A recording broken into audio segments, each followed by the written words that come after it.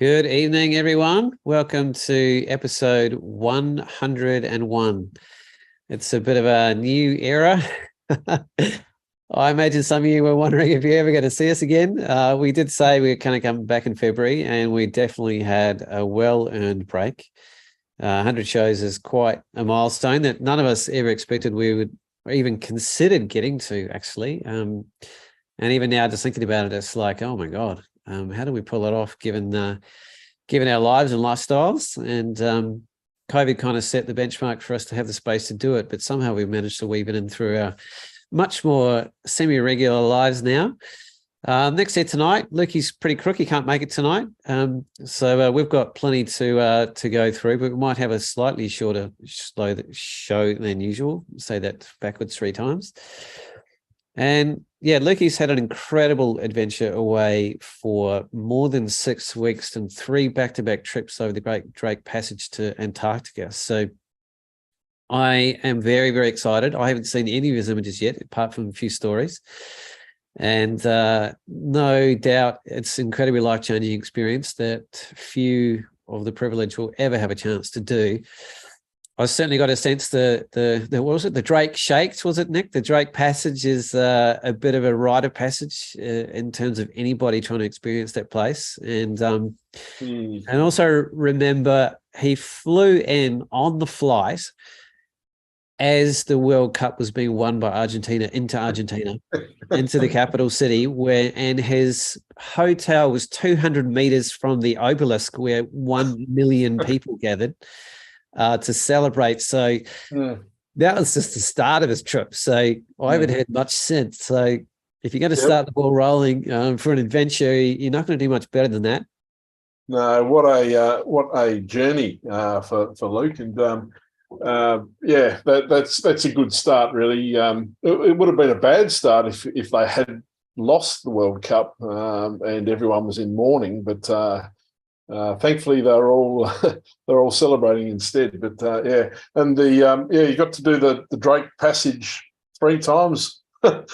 So he must have been all right the first time that he came back for the next 2 that he was scheduled for. He didn't run off, and I have seen a couple of his images that he did show me, and he's got some up his sleeve that he wasn't prepared to show me that he reckoned were pretty special. So I'm really looking forward to seeing what Luke has got down in Antarctica. And a lot of time there. And knowing him, he would have been shooting flat out. So looking forward to that. But you've been across at the motherland, Paul, over in New Zealand. Yeah, I decided 3 years since I've been able to go home. I'm a Kiwi boy, born and bred. All my family's there. I'm the uncle traveling Paul, as all my nieces and nephews call me, because if I'm not at home, in fact, half the people in Tasmania ask me how long I've been back. Just about every time I see them, and if I live here, which I find interesting after almost 25 years of living here permanently. And yeah, it was really important to me. My mum's been a little bit she's getting a bit older, a bit fragile, and being an uncle is incredibly important to me, not being a father. And I'm very, very close with my family, and I just decided to do a complete switch off and sort of went off the grid. I don't think I even turned on my Australian number for a month, and had an incredible time over there. Very, very rich, beautiful time. Before I left, in terms of summer adventures, and I'll share some of that a little bit later. Luke and I did 2 incredible back-to-back trips to King Island, which neither of us have ever been to, which is a magnificent island up in the northwest, off the northwest coast of Tasmania. And Nick was a maybe there for quite some time. He didn't quite get there. Yeah. And our good friend Ricardo De Conio came over for that one as well. And Ian Rolfe sort of set that one up as originally just an adventure for the 3 of us, but it sort of expanded into a workshop with a whole bunch of groovy people. And in terms of summer adventures, that was definitely a massive highlight for me. And very shortly afterwards, Luke and I ran another workshop in the Tarkine, which was pretty fantastic.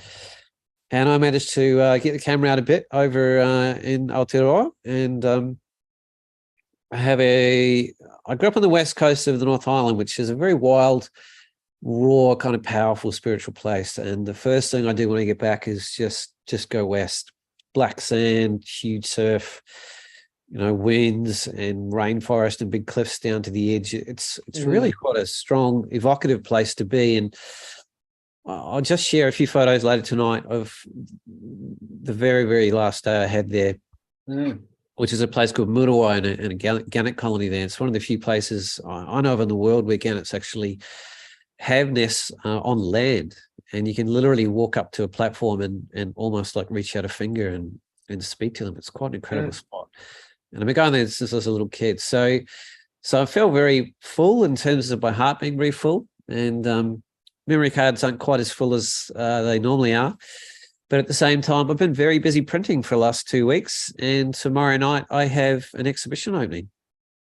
Very nice. And I've seen seen that little preview video too, Paul. And it looks I'm going to show it tonight. Actually, I thought I put enough work into it that I might justify that. And absolutely, it's a bit of an insight into the process behind it. And printing and mounting your own work is a very, very hands-on, visceral, committed way to put an exhibition together.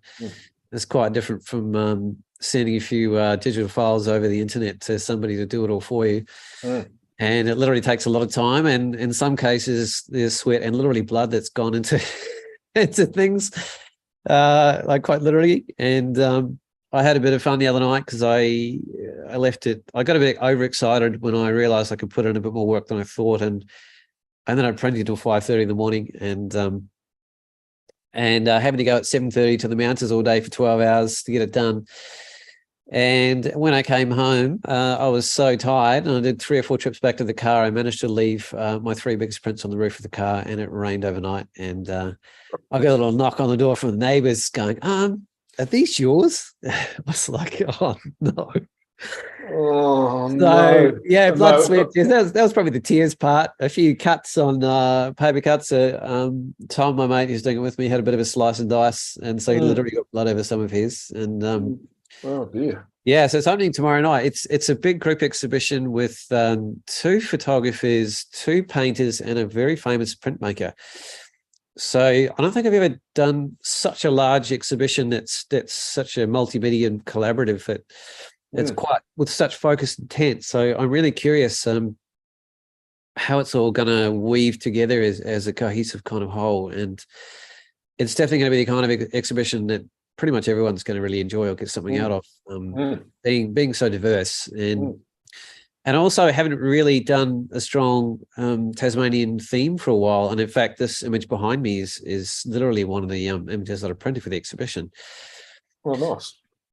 So, before we go ahead and share, Nick, I was just thinking if there's anything we did sort of discuss whether we made the start of the year the kind of reflective space of the year past or the year ahead. I don't know if we want to do that now or just go into some sharing, Nick. But some things have happened, I think, definitely over the time that I've been away that have really come to my attention that I think are really going to be groundbreaking and change the whole industry and how we think and how we relate to images, and most particularly how we create them. And and the quagmire around the copyright of it is going to be very interesting to see how it pans out. And that's the creation of images through artificial intelligence. And it's not necessarily new. It's been around for a while in various forms, but I think it's now moving into the mainstream arena very, very rapidly.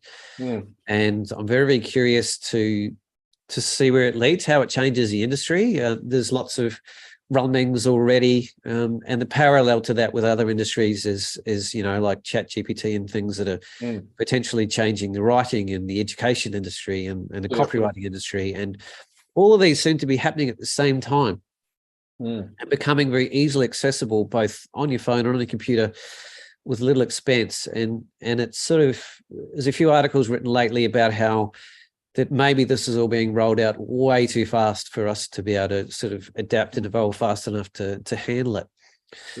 Nick, you probably put a little bit of thought into that. I have. And look, thoughts on that. The interesting part of this will be how we feel about what we're saying now in a couple of years' time.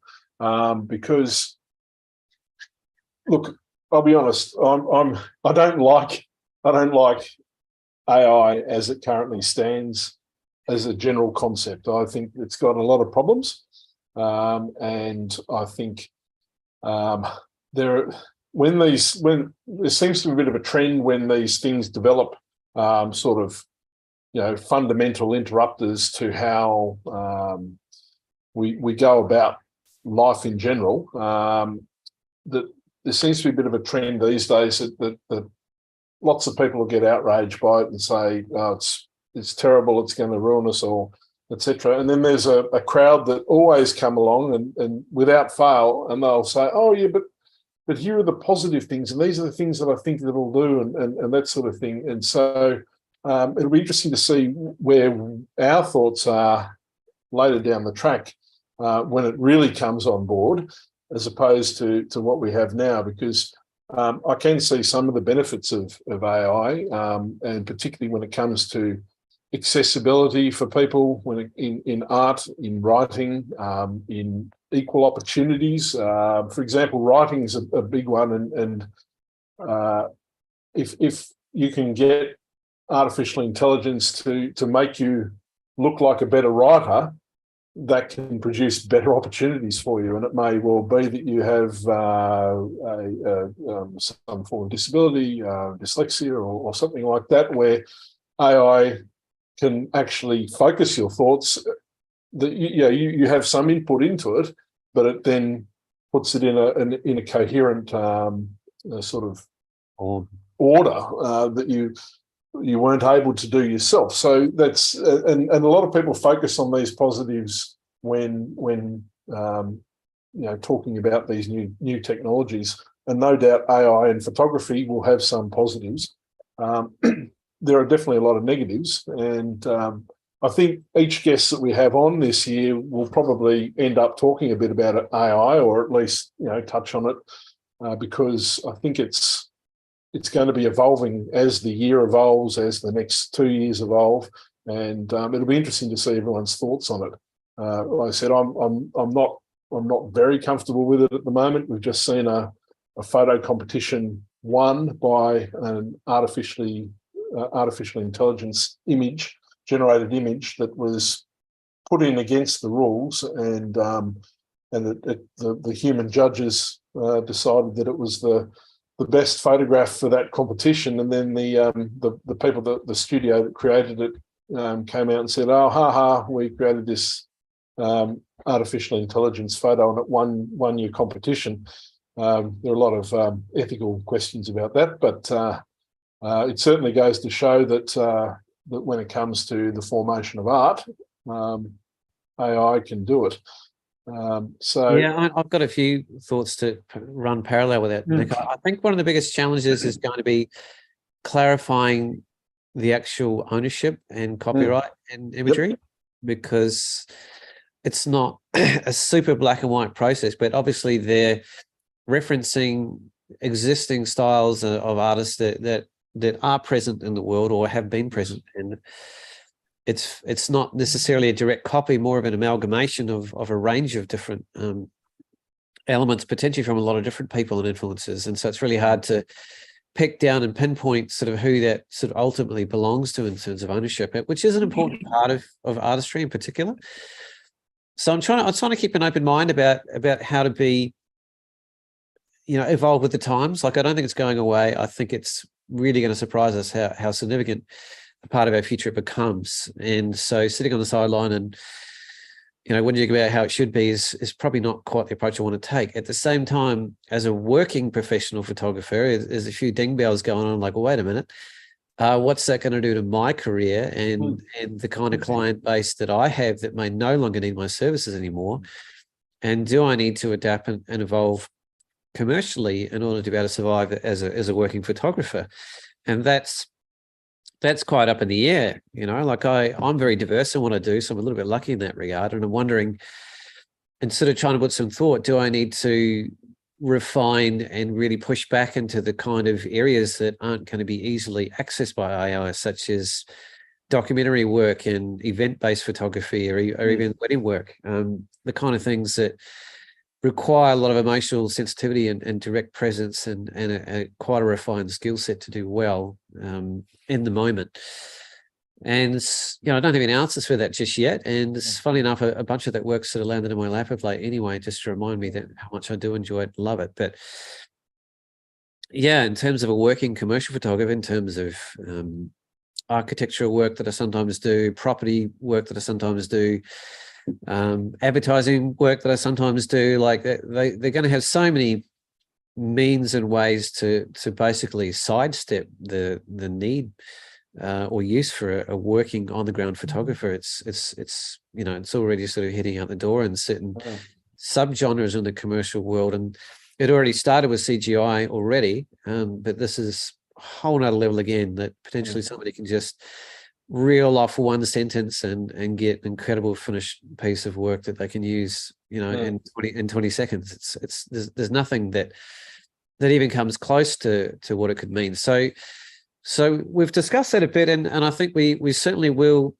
one, either address it individually with guests as we go through the year, and two, we're certainly looking at potentially getting a panel together. Luke and I were just talking about this, Nick, this year of people that we can really sort of help get a sort of empowered and diverse kind of viewpoint on through the year. And that's one of the beauties of our show is that we have a platform that we ourselves can kind of learn from and grow from and expand and enjoy. And if we are going to sort of, and in terms of our evolution as a show, I think we definitely want to go a little bit deeper and a little bit more personalized, maybe with some of our guests in particular, in terms of the creative process and the thought process and the conceptual aspect of being an image maker, and the kind of things that aren't so obvious and you can't really easily flesh out just by looking at an image online. But when you've got the artist live in front of you and you have a real intentful conversation going on, you can potentially access things that there's not really any other easy way to do so,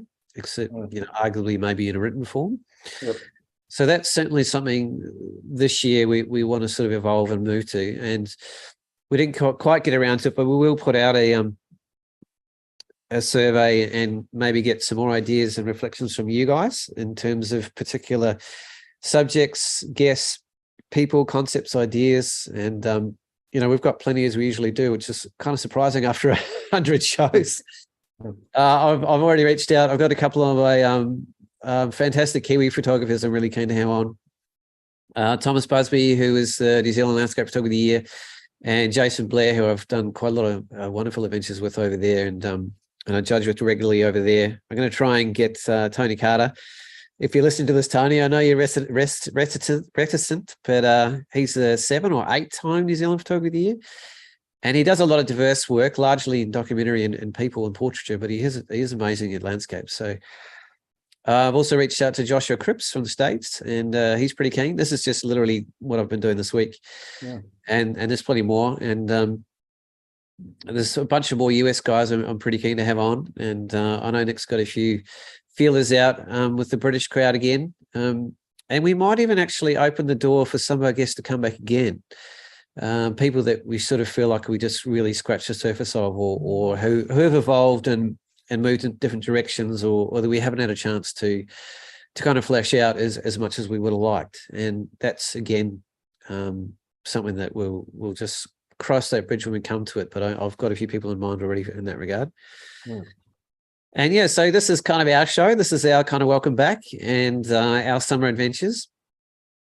And it was a big year last year. I think in reflecting back on it, I think it was a really nice time to just switch off and have a break at the end of it and just take a sigh and go, oof, because that whole couple of years really was a pretty wild roller coaster ride. And I don't think we necessarily, I don't want to approach the world and how it's going as we're trying to move back to normalcy. I think it's just a matter of the world's evolving and changing, and you just got to roll with it however it is. And that was just a rather large bump on the road or diversion path. And I don't think it's ever necessarily going to be the same as it was, or it's going to normalify itself. I just think it's just a matter of, empowering yourself to be present enough. And I guess one of the big challenges personally, I think, is, our relationship with the future and our relationship with climate change and our relationship with the kind of combination of events that's going to come through was beginning to come up in the world in a sort of empowered, positive space. And it's not about avoiding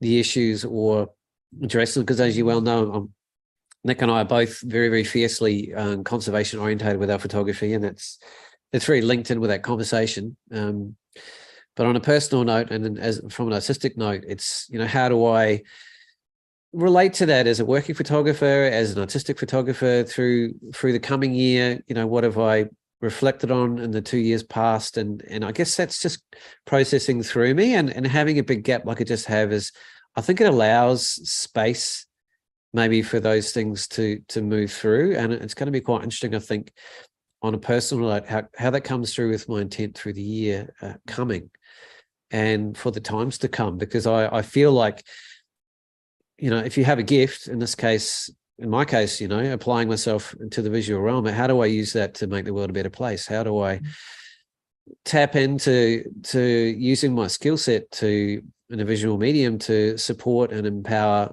other people, organizations that I believe in, and my own people in my own life to adapt and evolve and act and take accountability and responsibility in a I guess, an accessible and realistic way, I guess. There you go. That's a rather long, large spiel here, which I'm prone to doing, Nick. You got any thoughts in that regard? Yes, you are prone to large, long spiels, but that's okay. That's okay. Look, it's going to be a good year talking to people that we care about, and people that we haven't met before. One of the things that about this show for me is I get to meet a lot of people that I would have no interaction with any other way. Through you, Paul, and through Luke, introducing me to people I just simply would never otherwise get to meet, and I think that's the gift the show gives me, and it's the same gift that the audience gets too. Those that don't know the people that we have on get to meet some new people with some interesting ideas, and we really saw last year some of those fantastic ideas through the show, and I am really looking forward to talking more about this AI stuff as well. I think it's going to be an ongoing theme throughout the whole year. Towards the end of the last year, we were talking about it a little bit, and interestingly, one of our friends, Tim Parkin, who's been on the show a couple of times, has put out an article on it, which is through the On Landscape magazine that he runs, and that article is free for everyone to read, and I think it's a really fantastic article, actually, very interesting. So if you go into the On Landscape Facebook page from the 5th of February, you'll see that post there and link to that article. And yeah. As in Facebook page, or which page? Yep, on the On Landscape Facebook page. You could go directly to onlandscape.co.uk website, but it's posted easily on the 5th of February on their Facebook page. I'm just looking at that now, which is why with that, but it's definitely worth reading. It's a very interesting look, a little bit similar to what Matt Palmer's looked at on his YouTube channel as well. Just sort of having a play with different things and different ideas, and putting his own thoughts into where we currently are with it, and where we may be going with it. So it's quite an interesting article. But let's talk about our adventures, what we've done for the summer. Look, I'll ask you a question first, and I'll let you lead into that, because I kind of spoke a little bit about maybe a shift in my intent this year. Do you personally have any kind of motivations this year, or things you want to steer towards, or projects in mind, or even just nuances to how you approach your relationship with photography? It's an interesting question, because people remember at the end of, or sort of the second half of last year, I wasn't out shooting very much, and had a bit of a hole that I fell into, which I've gotten out of now, and I'm right back into the photography. So that's great. But I guess it's a little bit different for me because because I don't do it full time like you and Luke. I don't. My relationship with photography is probably not quite as intense as your own and Luke's, and there are lots of other considerations that I have to make through the year, balancing out family life, balancing out my full-time work, and that sort of thing.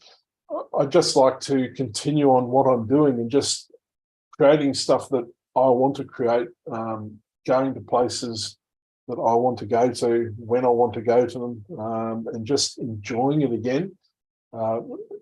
Last year, I really started not enjoying it. Well, I just stopped, and I don't really know why, except there were lots of stresses I had through work and other things. But yeah, I just want to enjoy it again, and what I've done over the last month or two, I've really enjoyed. It hasn't been a huge amount, but it's certainly been a lot more than I had been doing. So would you have any reflections on somebody else was in a rut or in a funk that what they might be able to do to lift out of it that you've maybe picked up yourself, having just done it? What really I needed was a kick up the bum to actually go and do something. I physically needed someone to say, do you want to come with me somewhere and do some photography? And that's exactly what happened. And I'll talk about that when we look at the stuff. And I did that. I'll let you roll into that if you like. Yeah. Well, I did that at the end of so I had 3 weeks off work leading into Christmas and over Christmas and New Year. And I just wasn't, and ordinarily what I would do is just before Christmas, I'd try and do some photography somewhere, go away for a couple of days, if I have time off at that time of year. And I didn't do it. And I was just enjoying family time and just not doing much at all. Not thinking about work was the main thing for me, to just have a break. And I got a message from a friend of mine who I met through a photographic thing we have up on at Cradle Mountain each year, around the shooting of the fagus, our deciduous tree that causes so much joy here in Tasmania. Beautiful landscape and floral subject, and anyway, he just messaged me out of the blue, and I'd been I met him up there. He's an older guy by the name of Pete, and he was showing me his stuff in April when I was up there, and around some of the stuff he did on the West Coast. And the place that he went to, which is called Conical Rocks, which is near the Pyrmont Heads. It's very remote. It can be a real pain to get to. And I'd never been there before, and he was showing me this stuff, and he's saying, "Oh, I go there all the time with my camper van and four-wheel drive and camper on the back and really enjoy it." And I said, "Well, gee, I'd love to go there one day." And he showed me his stuff, and we talked about it, and I was just going, wow, this is awesome. So I didn't think too much more about that, but Pete just messaged me out of the blue, sort of mid-December, and he said, "Want to come to Conical Rocks with me? I'm going on these dates." And I looked at my calendar, I looked at everything, and I just went, "I can actually do that. I can actually go." And so I went and I saw my wife, and I said, "Oh, Pete's invited me on a four-wheel drive trip on the West Coast," and she said, "Go for it." And it was just before New Year's, and the way things were working out with where the family was going away and that sort of thing. It was just, I had that time free. I had nothing planned, and as I said to Pete, it'd be once in 10 years that would happen for those dates.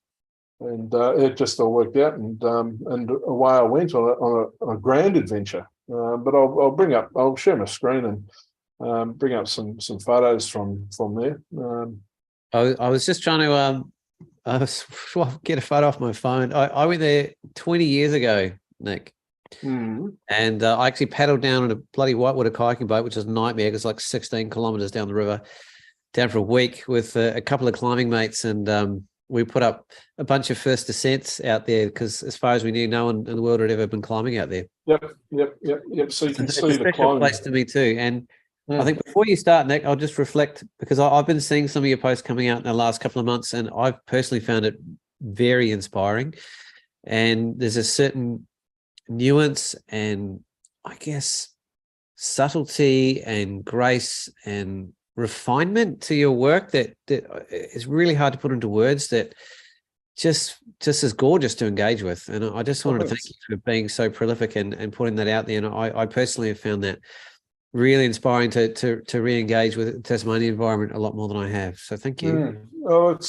It's really nice of you to say, Paul. And actually, Luke sent me a really beautiful message earlier today, which I was quite chuffed about, saying a very similar thing, actually, how much he was enjoying the stuff that I put out, which, was really nice. So just sharing your gift, Nick, is what you've been doing. And it's just, you've got a lot of engagement. A lot of people really hang out and wait for your work. And it was a bloody good reminder as to why. That's really lovely of you to say, mate. You seeing my screen? Yep, looking at your Lightroom screen. Yeah, so I've just got a few that I took on this particular trip. Those that follow along with me won't see anything particularly new. But I might. Is there a way? I might actually. I don't really need to show people where it is on the map, I suppose, but it's on the west coast. It's near the Pyman River. Let him work for it, Nick. Yeah. And look, it's quite remote. You can either get there by going up the Pyman River and then walking for a couple of hours, or you can get there by four-wheel drive, and that's what I did with Pete. Very generously, took me in his 1993 Nissan Patrol with his homemade camper on the back. I didn't get to stay in the camper. That was Pete's domain, but I took my tent, and it was just wonderful. We camped amongst the rocks in a place that Pete had picked out from his previous trips, and it was just great. Just was able to wander around for a few days and just look at different things, and I guess I refined my eye. I got my eye back in and just sort of was looking closely at things as the time went on. But we also was really lucky with light, so had really nice blue skies, so that faded into those pastels of a sunset and then a pastel sort of dawn as well. So anyway, I won't show you that one. That's another version that isn't processed. So it's a huge rock. That rock you can see there. It's a bit hard to sort of put it into context without someone there, but it'd be 6 or 7 meters tall. That rock. It's quite a spectacular rock. One of many, and the area is massive. It's really quite lengthy. This was the first night. The first these images have happened all on that first evening. We walked down and had a good look at the rocks in this area. A really nice glow that happened. This is way after sunset, then tried a bit of night photography with a really cool cloud thing happening there and the long exposure. And how long's that, Nick? Just 30 seconds. Yeah. Oh, it must have been windy, because it looks like it could have been like 3 or 4 minutes. Yeah. No, I think it's only 30 seconds. I mean, I'll tell. Yeah, it's a little bit about the angle you are to the clouds. If it comes straight at you, it intensifies the movement. Yeah, and that's what was happening with it. Yeah, it's 30 seconds at f2.8 ISO 2500. It was a and lit with so the moon was sort of backlighting, which has given that the cloud that light, but it was front lit with a little LED light. just Well, sort of, you don't want to keep it so even between the foreground and midground, because often when you're lighting stuff, that's the biggest challenge. yeah, and there were several goes at this and different compositions and stuff, and some were more successful than others. And that's part of the joy of these nighttime stuff. When you're lighting it yourself, you've got full control, and it takes a bit of work to dial in something good. Some people might think this is too much lighting for a night shot, and I'd agree in certain circumstances, but I think this worked all right, and this ended up being quite a popular image when I put it up. It's just different, I suppose. And again, that's a very large rock. That's not a small rock. I would imagine that's 10 metres tall, or maybe even a bit taller. And obviously the 14 millimetre is sort of made it look a bit smaller than it really is, but it's fantastic little spot. Then the next morning, this was the first shot of the next morning, just really still, and really had that glow, and the colours are the colours that were happening. It had that magenta sort of hue to the sky for ages before the sun came up. And just found this little pool, and the long exposure there. It would have been a couple of minutes, I reckon, that exposure. Does it tell me here? Oh no, 72 seconds. So not quite a couple of minutes, but a fair old time. Yeah, fair time.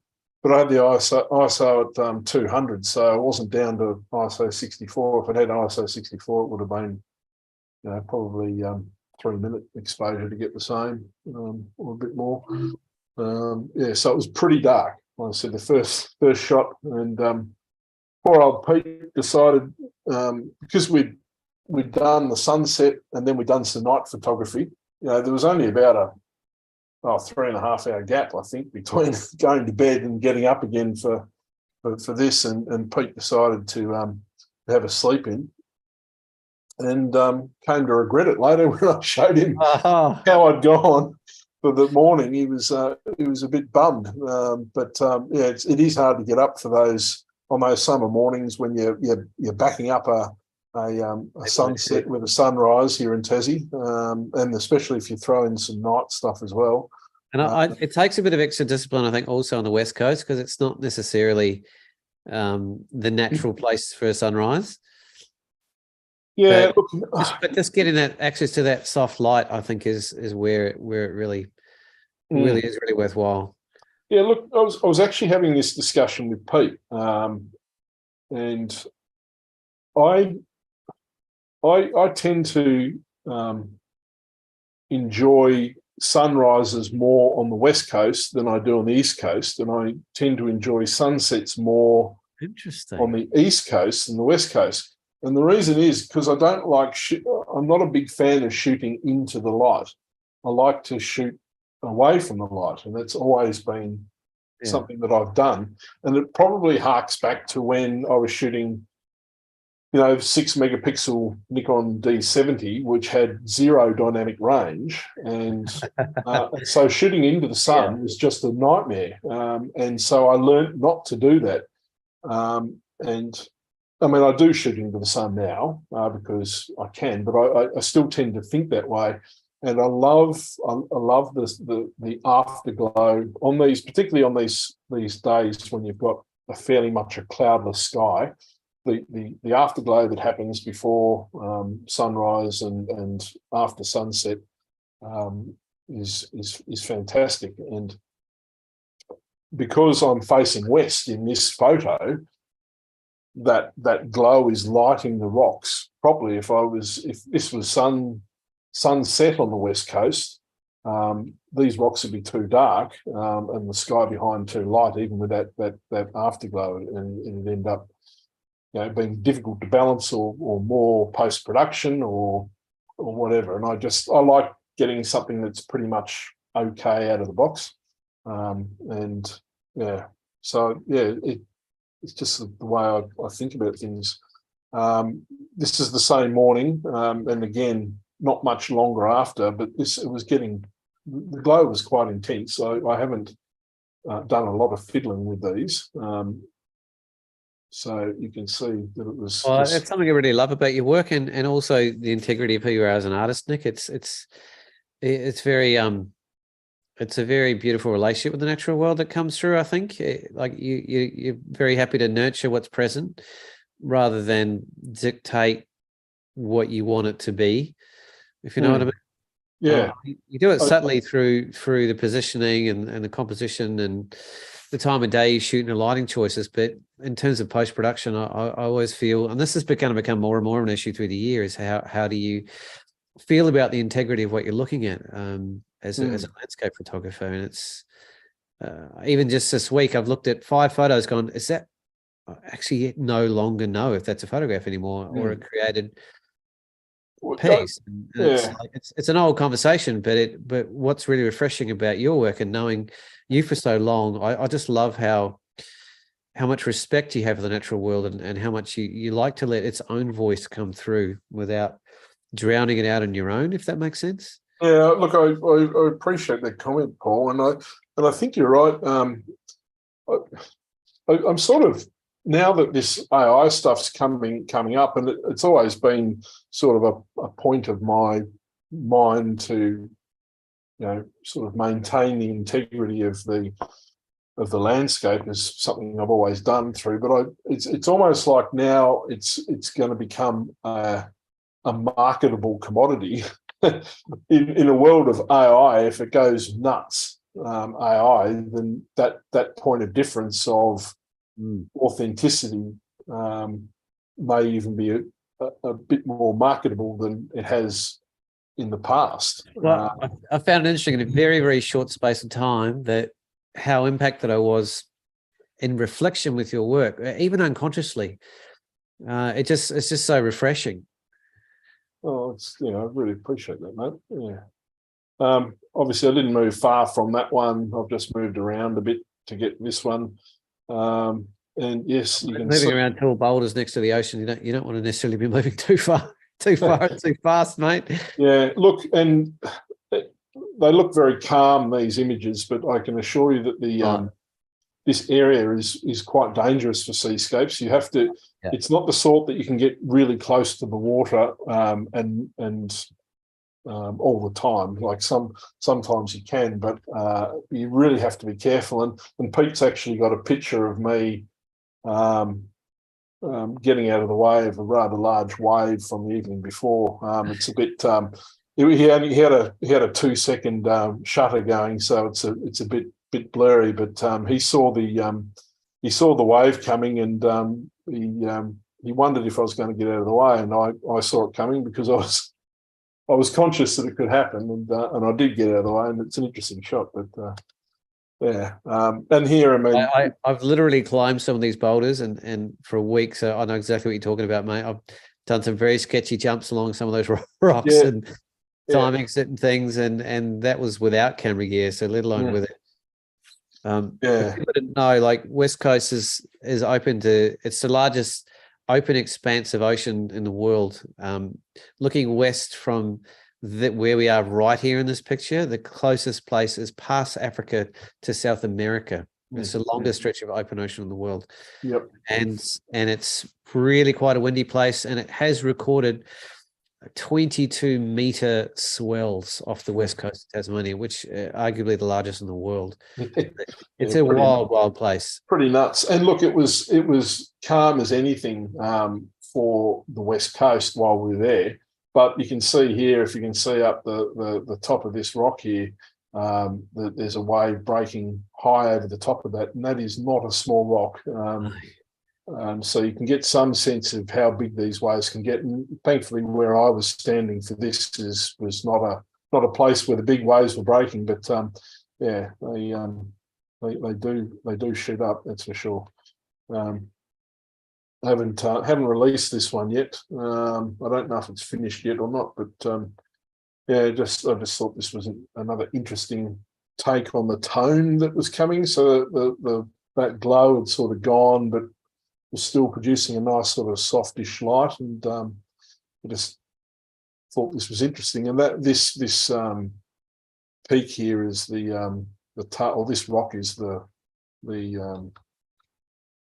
tail of this up here. Yeah, it's So it's just I've gone over to the side a bit and got that see all sort of, sorts of creatures or beings or Yeah. animal shapes or yeah, you can find all sorts of things in these things when you look, and there's one photo in particular that will be coming up shortly that sparked a little bit of talk about what it meant or what it showed, and I was really pleased about that.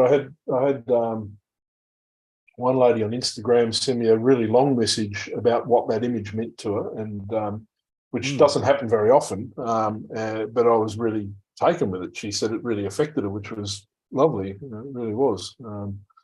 I'll get to that soon. This is just a. Well, I literally came across this 2 days ago, and it just took my breath away, Nick, to be honest. Yeah, and look, I'm going to give Pete some credit here. I'm going to give Pete some credit here because Pete showed me a picture of this in April that he'd taken there.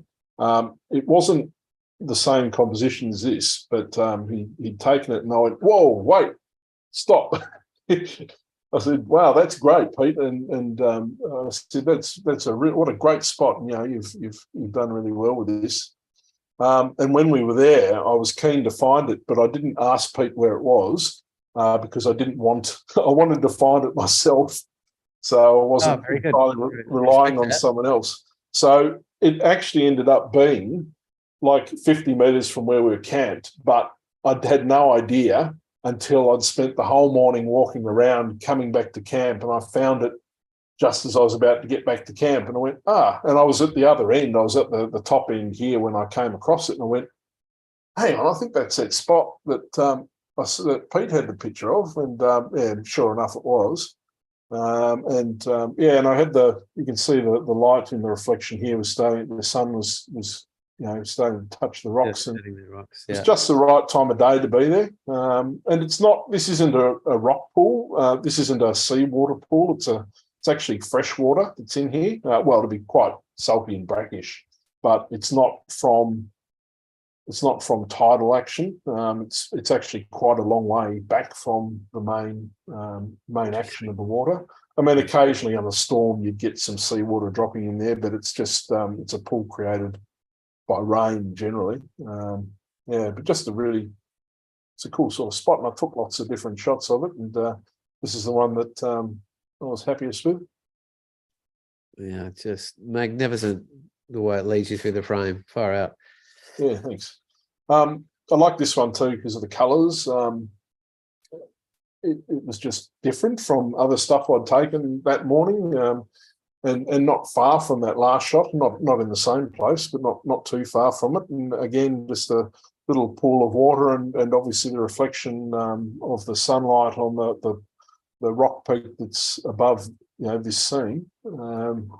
Nick, are you just doing single captures, or are you focus stacking, or? This is a single capture, I think. If I have a look at the yep. So it's just a normal. Oh no, just in general, is it a tool you? I mean, you probably don't have as close a foreground as you'd sometimes get with vegetation, I guess. But I was just wondering. So I think nearly all the ones I've shown so far are not focus stacked. I do some focus stacking these days because it's bloody easy on a Nikon D850. That's right. Yeah. I think I might have focus stacked that. What's the file name? No, it's a normal one. Clean as a whistle, mate. This one's. I might have manually focus stacked a little bit in the foreground. I'm not sure. I can't. Yeah, remember. that's probably the trickiest one. Yeah. Yeah, but generally, if I focus stacked, I do it in Helicon Focus, which is a cool program, and it comes up with a different name. So that's how I can normally tell if I focus stack something down the track. And so I think this was the next morning again. This one. And this is just a long lens shot. What sort of focal length, Nick? I should be able to tell you. 175 mil. was going to say, oh wow, that is pretty long. 25-second exposure at 175 mil ISO 64. Must have a very, very good tripod to be able to do that with a long lens. Well, you know what tripod I've got, but it was windless. There was no wind, and so I was able to do it. I wouldn't be able to do it if there was windy. And this isn't an amazing shot, but it just shows the scale of the boulders. Well, it doesn't really have a reference, but they're massive. You'll have to trust me on that. I think this boulder here behind is that pointed one from the other morning, or the other evening. How long were you out there on this trip, Nick? I think that might be that one. 3 nights, I think. Yeah, that's a good amount of time. Yeah, I think it was 3 nights, or was it 2 nights? So this is the second morning, so I've done 2 nights. I think the last night was crap. Not sure. So this is the same morning. This gives you a bit more of an idea of the scale of the rocks and stuff. Just from another, I was standing way up on top of this rock. It's high above all this other stuff. It's really hard to get around some of these because they're so large. You'd remember, Paul, from when you were there. Once you start getting in amongst them, you've got to be really careful. You can get stuck. So yeah, it's not a user-friendly place. It's a very unique place. I've never seen anything quite like it. And you can see from the height of those boulders why a climber would be drawn to this place in particular. And because it was so remote and unknown, a lot of climbers in the world, that's their life. They try to get a first ascent somewhere is the greatest thing you can accomplish. So it's getting harder and harder to do. So being a very committed place and an unknown place, that's often where climbers roam. And I remember even inland, Nick, the scrub was so thick. I remember having to crawl through wombat warrens just to be able to get through, but to one boulder to the other. It was physically impossible to walk. Yep. I know exactly what you mean, because I had to do exactly the same thing when we went from one place to the next, particularly getting down to this area down the bottom from where we were. Yes, getting through them at the back here was just as hard as going through the boulders. But there's been a fire through at some stage. Okay, yeah. So it's probably, a bit more. I think it was about 6 years ago. I think Conical Rocks had a big fire. Might have been 8 years ago. Yeah, and around that time, I think. Yeah.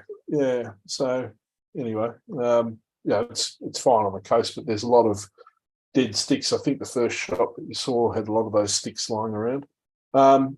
This is not at Conical Rocks. Did I not get that? So complex.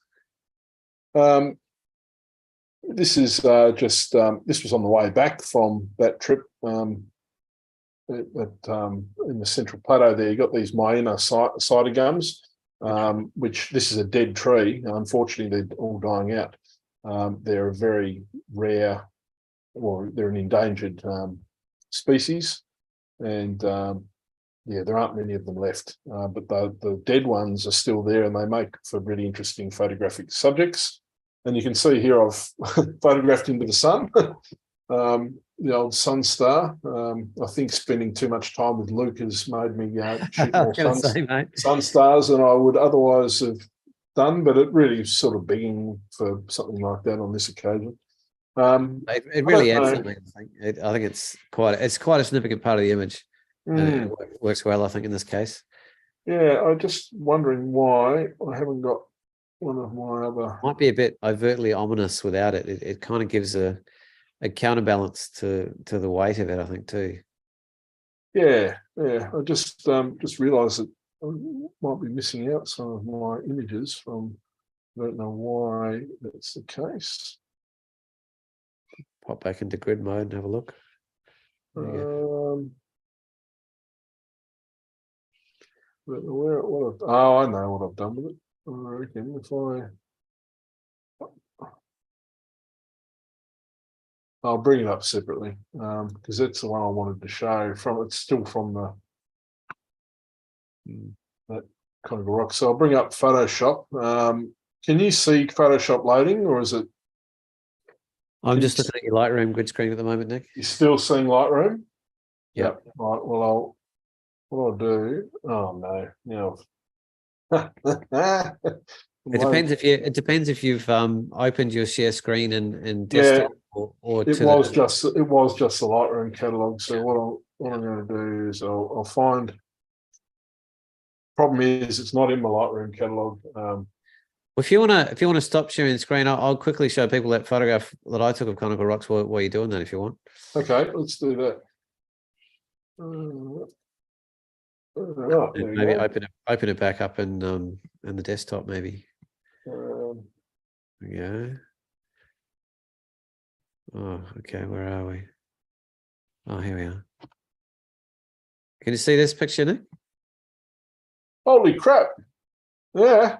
So I think I spent 25 minutes crawling to get through that scrub to even get near this. This was one of the first ascents we did. It was called, we named it the Wizard's Hat.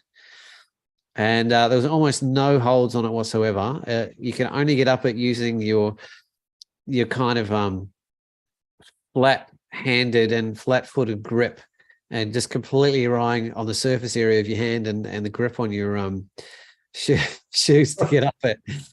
And I wasn't the first one to go up it; I was the second. And so my good friend Nick, I think he's actually put up close to 2,000 first ascents in his life all around the world. He's prolific, and he's gotten me a lot of the great adventures of my life. And one of them was this, and you can see how that's the first thing that probably gives you that tiny bit of sense of scale with a human element anyway, which I thought is an interesting compliment to what Nick's been showing. And and you can see that's slightly inland, and like it's hard to tell him from that image just how incredibly challenging it was to access. From one to the other was amazing, and dragging like bags of climbing gear and ropes and heavy sort of carabiners behind you at the same time. It's kind of like you got to be pretty keen. And Nick kind of worked this area for many, many years. And what happens when a climber is the first one to discover an area, they get potentially the right to name the climbs, and usually somebody works the whole area, and somebody like Nick actually often names an area after he might name all the climbs after one of his favorite musical band's albums, and he'll shape the style and nature of each climb to suit one of the songs, or it's quite amazing what climbers do that are really at that sort of level. And then that's basically, that's theirs forever. No one can ever first ascent anything again if they're the first to do it, and they have to somehow prove it of a sort. And so before it gets documented and put in the climbing books as belonging to somebody as a first ascent, that there has to be a consensus among the community that is exactly that is actually the case, which it was here. So quick side trip from your sharing, Nick, but I thought that was an interesting one. No, that is really interesting. It's still called the Wizard's Hat because I've seen I looked at the documentation before I went and saw the climbing areas. So I wasn't even sure if it ended up in the book, so it did get named. Great. No, it's definitely still there. If you go into the Savo, you'll see all the stuff there. So I had a look on that. I use that website all the time for researching stuff. So it's still called the Wizard's Hat, and I saw exactly where it was. Well, it really probably haven't seen someone sitting on the top of it before. No, I haven't, and I'm glad you raised it actually. So what I'll do is I will share screen again, and I'll try and do it. So it's just I'll share Photoshop. Can you see it? There we go. Oh yes. Oh my goodness. Yeah. So I just Luke brought this to my attention a couple of days ago, and he was just frothing at the mouth. Yeah. So this is photo. This is focus stacked. I think it's 3 images. When I came across it, I think the second afternoon. was just wandering around. There wasn't much happening. I was just exploring, and I just came across it, and I thought it was a nice, interesting scene. And it wasn't until after I photographed it that I sort of thought, well, it's interesting. It looks like a hand. Well, I had sort of thought it looked like a hand, and then sort of think, oh, it's like a sort of like a hand on a belly or something like that. Maybe with a pregnant woman or something like that. And that got raised when I posted it by several people, including someone who sent me that long message about it. I was just going to ask you, I would assume that this might be the one that evoked that kind of reaction. There could be a fetus in there or a child in the embryonic sac, and just ways to go. I'll read the message I got on Instagram about it. Actually, that'd be great. It took me a little while to start wrapping my head around it and feel into it, and it's wonderful to be able to, when you come across an image that's so simple and clean and yet evokes such a reaction and offers you an opportunity to spend so much time with it. Yeah, well, I certainly I really appreciate people finding that. And Angela Saker sent me this message, and she said, "I'm not sure if you want to know this, but in your latest image, I see a hand resting on a pregnant stomach where the rock pool and formations seem to represent the egg and the sperm, the power of life portrayed in a lifeless, but not really lifeless, rock formation. I love this. Congratulations on searching for this composition and sharing it with us." So I thought that was a really interesting take on the image, and I think I'll adopt that. It's just I mean, in the end, it's a granite rock formation. It's a bit back from the sea, which is why it's got that sort of browner appearance. It hasn't got the that lichen colouring. So it's not actually. It hasn't got the lichen on it, but it's further back from the sea as well. And I can only assume that rock in that pool has been there forever, just grinding away with a bit of water from, well, I assume it's only rainwater. It's a bit far away. Otherwise, or is it not? There's a bit of seaweed in there. Maybe it is close enough for some seawater to get in with a storm. What's going on there? I can't remember. Yeah, so many wonderful conversations to be had here. Anyway, I'll stop that share. I just I know we're running out of bit of time, Paul, but I'll just quickly. We're not running out of time at all, but we're all good. I want to get to you. Go back to. Floor's yours, Nick. Whatever you like.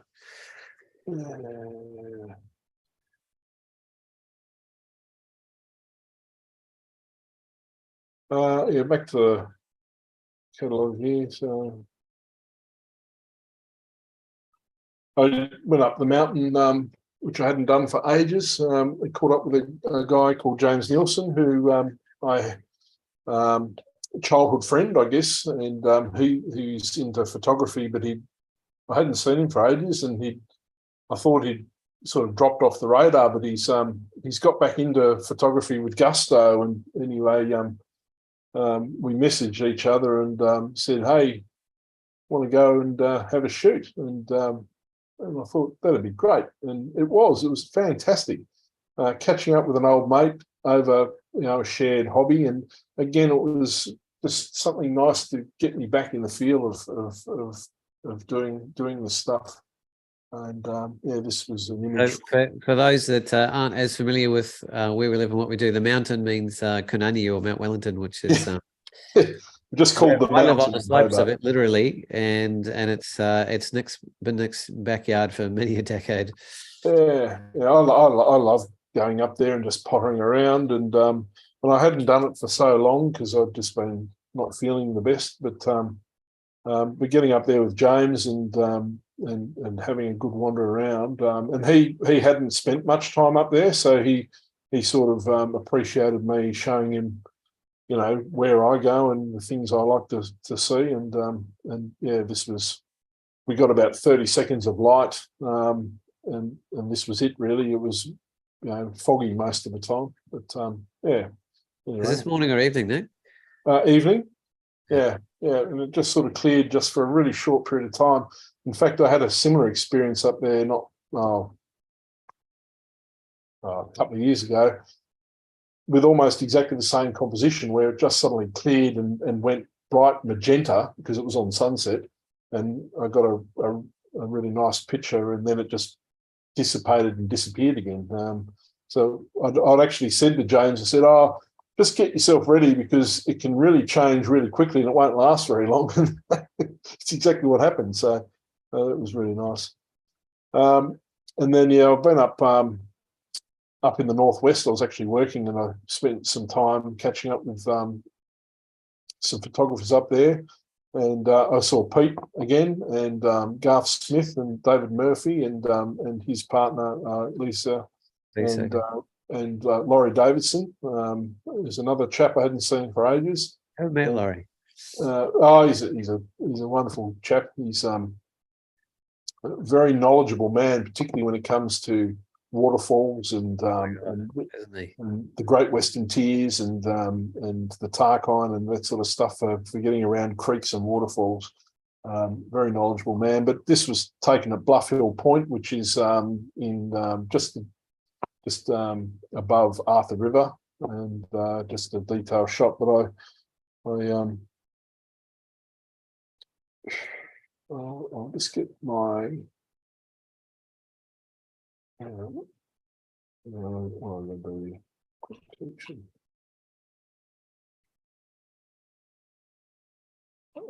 northwest.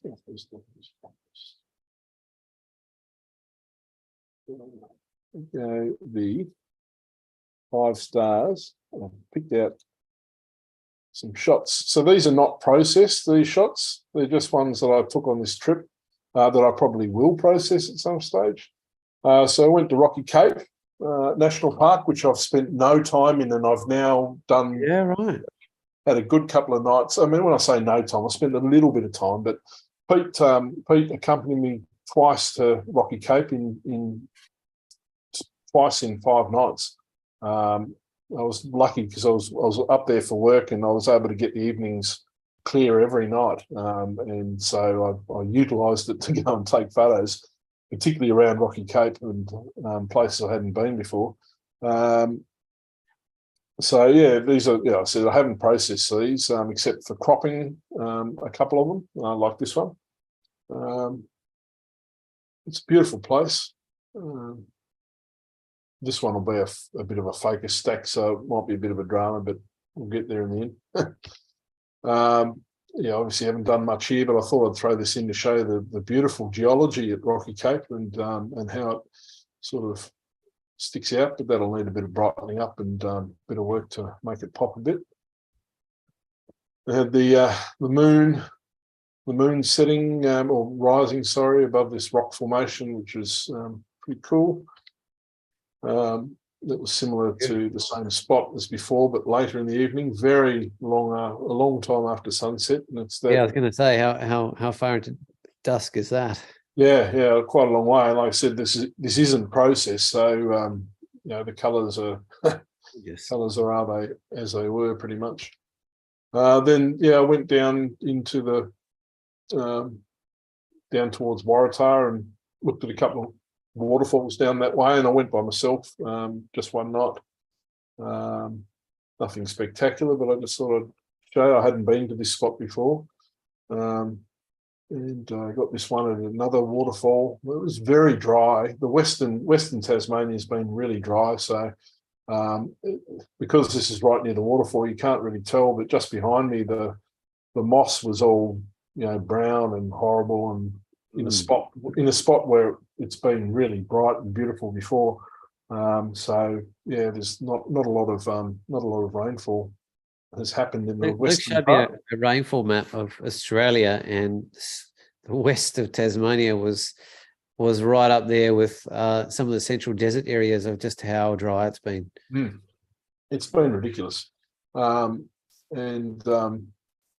it's because of the weather pattern, the La Nina or the El Nino weather patterns change things around, or your neutral pattern as well. But we've been in a La Nina pattern for 3 years, and La Nina generally will produce wetter conditions on the eastern seaboard of Australia, which is exactly what it's done. So eastern Tasmania has got more rain, and southeast Tasmania has got more rain than average. But western Tasmania, because the weather patterns have been sort of flipped around, has got a lot less. And traditionally, western Tasmania in an El Nino or a neutral weather pattern gets hammered with rain. And so three seasons in a row without, or 3 years in a row without proper rainfall, the west is starting to look a bit parched.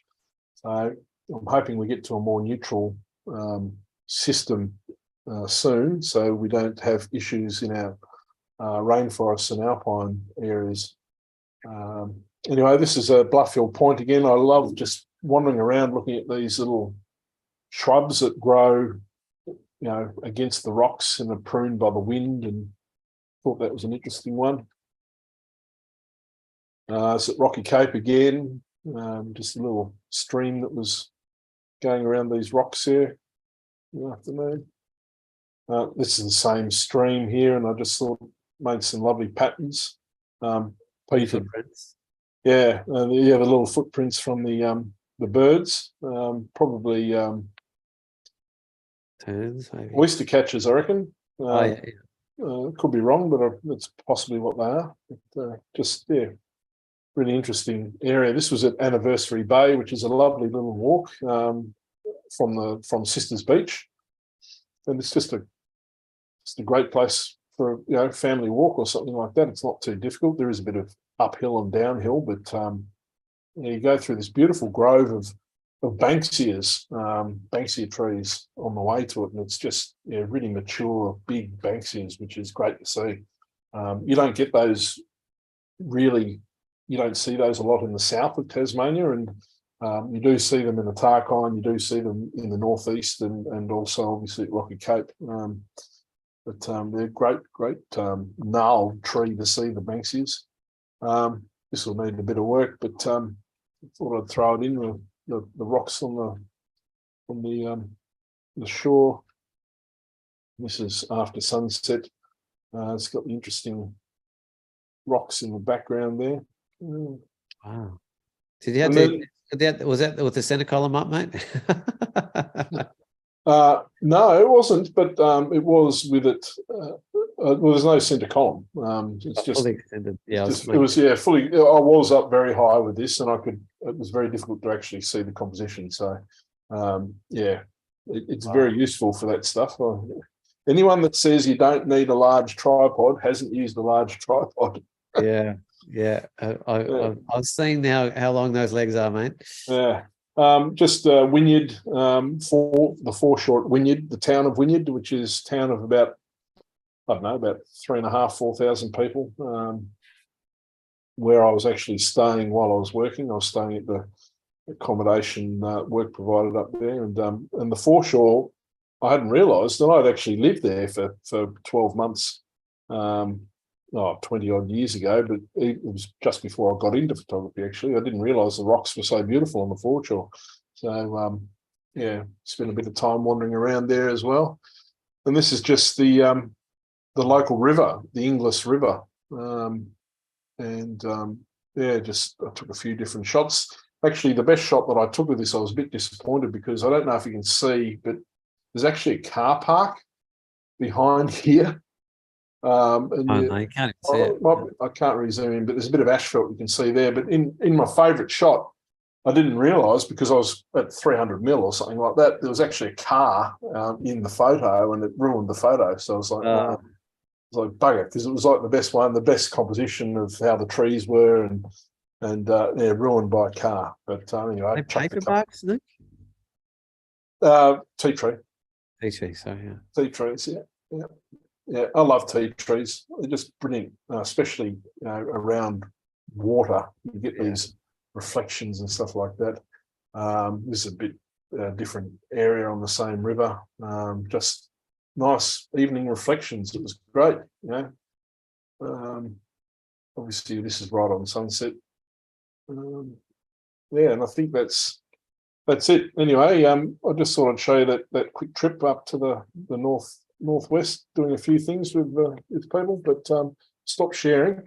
Paul, please share with us what you have. I really enjoyed that, Nick, and it's not every photographer will just casually pull out their raw images for everybody to peruse over, and I think it's a testament to the the integrity that you have around your craft, and again that conversation of how much you honor the natural world and let it kind of be the hero of your photographs, I think. Thanks. So there are plenty of crap raw images in that collection that I didn't show. It's not very often I pull out a whole bunch of raws just casually like that. So yeah, fantastic, mate. It's a good reminder for all of us to maybe do that. And I think I forgot to enter, but I think there's a few competitions out there where you only enter raw images, and I've actually been meaning to well, at least there might be a category in some of them anyway that do. And I was like, wait a minute, I've probably got plenty that would do quite well in that regard. So I might challenge myself in that regard. Well, it is a good challenge. It's like all these challenges you can set yourself in photography to keep things interesting. Just go out with a 50mm lens. Just go out with 100mm lens and only shoot. No post-processing or something like that. You can do all sorts of things to keep things interesting. I'm a bit reticent to just go out with one lens though, because the minute I do, I'll see a perfect composition that needs a 16mm instead. But you don't want to cut your nose off to spite your face type thing. But but if you are, I think if you are ever finding yourself needing a challenge, then that's a good way of doing it. But anyway, Paul, please show us your stuff. Yeah, I thought I'll start with a little video that I just put together to take a break from listening to us two harping on. It's only about a minute and a half, and I just literally shot it on my phone last week and challenged myself to put together something out of it. And it's basically behind the scenes insight into my exhibition that's opening tomorrow night.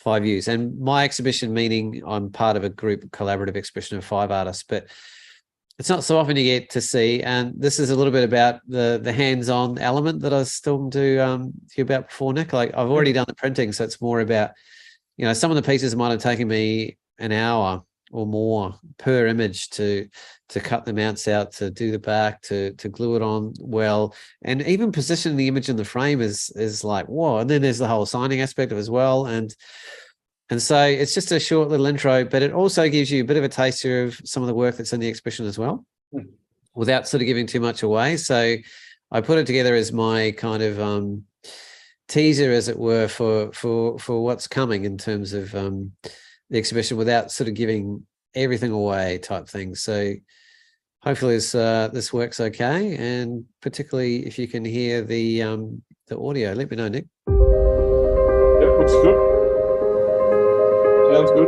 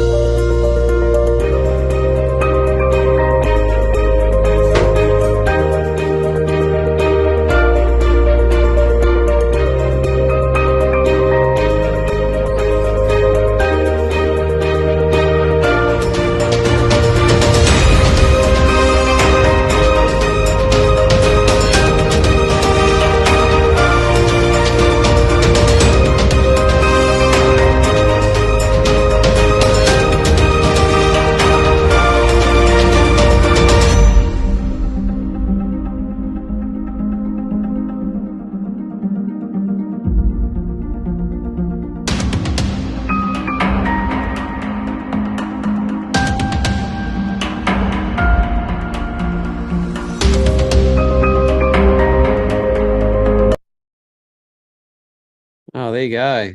Well, very nice, very nice. And yeah, I think we got a very, very good sneak preview as to what's in the exhibition there. Filmed in 4K, no less, on my phone. So it's just it's kind of maybe a little bit of inspiration potentially in terms of what you can do with just a phone and just a little bit of thoughtfulness. And yeah, that was great. I really didn't apply myself very much. I probably did 3 or 4 little mini tripod shots where I just left it running on a time lapse or just left it running while I was doing something, and I just put it together on a little program called Adobe Rush, which is for punters like me that haven't put the time and energy into learning Premiere or something like that. Yeah. But I think as a working photographer, video content is becoming more and more important and more relevant, and more people are more thirsty, I guess, online for video content than stills these days. So being more aware of that, I'm trying to sort of be a little bit more thoughtful in terms of including that in some of my creative process and what I do. So I'll just show you quickly through maybe 4 or 5 images that are actually in the exhibition. This is one that I particularly enjoy, and I sort of had to stop myself for a second. I'm so used to doing a lot of aerial photography and exhibiting aerial work, particularly with the sky dreaming exhibitions I've been doing the last couple of years. I actually had to stop and remind myself that, wait a minute, I don't need to do that for this exhibition. And a lot of people don't, I guess, maybe, access a lot of not regular, but ground-based work that I've been doing for, 35 years or more. I'm quite pleased you're doing some ground-based landscape stuff for this exhibition. I have so much of it that but I mean, if you say Instagram is the most accessible platform, I've actually just made that a fine art aerial platform, and I haven't sort of segued into land-based work as a separate channel, because it was enough managing one. So I guess a lot of people don't get to see it, and so it was really nice and refreshing to just put some work out there that speaks to my relationship with the world from an eye level, so to speak, rather than an eagle eye view. And this is a beautiful canyon, and no, it's not antelope or anywhere near it, actually. I met a wonderful Navajo Indian photographer on one of my many trips over to the States, and Milo Fowler was his name, a brilliant photographer, and he put me in contact with a Navajo elder who organized to take me through this little out of the way canyon. And unlike the tourist-based canyons, where often you're not even allowed to take a tripod, or 2, if you even could, you might have 10 seconds to apply yourself to a shot before you get moved on. I actually had time. And I think I didn't know much about focus stacking in those days, so it's actually just a single capture. And I've never really been into exposure blending either, so it is just a single capture, which is not that easy in that kind of light. But no, not at all. But reaching into the file a little bit, and it's actually a beautiful, rich, deep mahogany red, with nuances of orange and yellow that run through the frame. But I just felt like the distraction of color wasn't necessary in this case, because the silky kind of fluid, almost silk-like, material-like nature of the way it just flowed through was what I wanted to have the visual conversation about, more than what the structure was itself. And I think it speaks to that quite well. And that's that nuance of, this is where it gets tricky when you have images with such big dynamic ranges. You don't want to poke somebody in the eye with, how bright it is at the end, but you do need that brightness to draw people through the frame. And it's a bit of a subtle craft to pull that together in print form as well. And I think I did one version of this in a really clean, simple, low texture matte paper, which looked really good. And I also tried it in my a metallic rag paper that Hanamiel makes. And I actually ended up going back to the really simple, clean matte paper. It surprised me that I preferred it. And the other thing I haven't often exhibited is more traditional sort of landscape work, which I do really love. And this prints beautifully. And I ended up putting this on metallic rag, which really makes it come alive and give it this added sort of dimensionality. And, I love the nuance of the warm to cool kind of transitions in the sky left to right, which sort of pulls your sense perspective sort of through the frame a little bit more as it recedes to the right. And that timing, Nick, as you well know, in that particular spot, it really is about timing of shots. And if you got a big wave, it might crash away over the big rock feature on the left. You really want to time it just as it's falling away to give that softness and sense of flow. and I didn't want it to be overly emphasized with, you know, the spray and that dynamism of that almost like gritty sort of feel when you have a faster exposure with big explosions. I find that a bit distracting, but I still wanted to allow it to give a really reticent. Oh my God, is that even a word? A real sense of the drama and the energy that's in that environment. And Yeah. I lost track of the number of times I stood on this rock over 20 years, and I'll go there till the day I die. It's one of the best views in the world. It is, and I had no idea of your particular shot of here, and everyone else's. And I think it was 2014. I took almost exactly the same photo, but once you go there and you see this view, you're going to take this photo. It's not whether you've seen someone else's work or not. It's automatic. It's just that is the photo for this area. It really is. Yeah, I mean, every time I go there, I challenge myself to do different ones, but I don't not do it. I always like, well, I'll take my version this time. So I've lost count of the amount of times I've been there, but this was my version of the extended tripod. This is on the absolute tippy toes of the highest possible rock and the highest possible point, hoping it wasn't going to tip over to get this. It's actually, you can't just walk up and plonk it. You actually have to be on the very highest point with quite a decent leg tripod. I don't have legs as high as Nick, so I was right on my tippy toes there. But this is my screensaver, and it's one of my favorite places in the world. I spend so much time on Bruny Island and in Cloudy Bay in particular. It's been kind of a home for my soul, and I've lost count of the how many thousands of images I've taken down there over 25 years. But I've never taken one that has an aurora and a galaxy fall and a moonset at the same time in a single capture. And that was a very, very, very special event that I actually caught, late last year, I think, actually. It might have been November even. It's a good effort, Paul. What did you print that on? I am denied, but I actually went for the metallic rag on this. There was a number of reasons. Physically, it's a little bit more robust, and I'm not actually putting the images behind glass for the exhibition. Right. I also think reflective qualities tend to really sing beautifully on a little bit more reflective papers, I find. And I felt like it could work on any surface, but I felt like I just wanted to emphasize that graphic kind of element. It often riches the blacks a little bit more, and it sort of sings back at you and bounces back at you a little bit more when you sort of access it physically. So it's not a traditional metallic paper where they're plastic and they're butter smooth and they're highly reflective. This is a metallic rag paper that's actually a cotton textured rag paper where they've created a metallic finish to it through what they've created on the surface of the paper itself. So it does have a beautiful nuance of a rich textured paper at the same time, which really fills in a lot of the gaps and adds a lot of interest in the more seamless areas of the image like you see on the horizon. It's hard to translate that in the print, but this one I actually first tried as in a William Turner paper, which is a heavily textured watercolor sort of looking paper with very, very deep ridges. It's the most textured paper I've ever used, and it does work really well in that regard. And partly I thought it just felt like it was a little bit noisy in the sky, and I wanted to sort of soak that up a little bit, which is a bit of a trick sometimes. But I ended up going back to the metallic paper. Secondly, it just seemed it was a little bit more impactful, and that was partly drawn by the fact that this particular print spent the night on the roof of my car in the rain, and amazingly, the print itself was actually in pretty good shape. The mount wasn't, and rather than reprinting it, I decided to print it again in the rag, and it worked beautifully. Were they upside down, the prints? Were they protected by being upside down? I actually can't remember. What I think they were is I think they were facing into each other, because that's normally how if I'm carrying prints around, particularly mounted prints, I'll put the face of them together, which is the greatest way you protect them. And I remember I was sort of had the choice of when I was opening a door and moving something, do I put these on the ground before I take them in, or do I put them on the roof where there's no dust or anything? And I made that choice in the moment, but 3 trips later at midnight with 2 hours sleep in 48 hours, it got missed.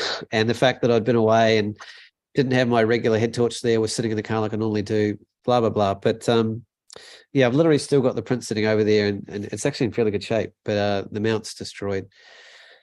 And this is a little bit of a different one. I've never printed it, and it is a lot more along the line of my fine art abstract area work. But it's there's a lot to this one. I call it intersection, which is not an unobvious name, but it does speak to it. I actually I arguably had it on its side, and I can't rotate it right now. I don't think in this app, but or maybe I can.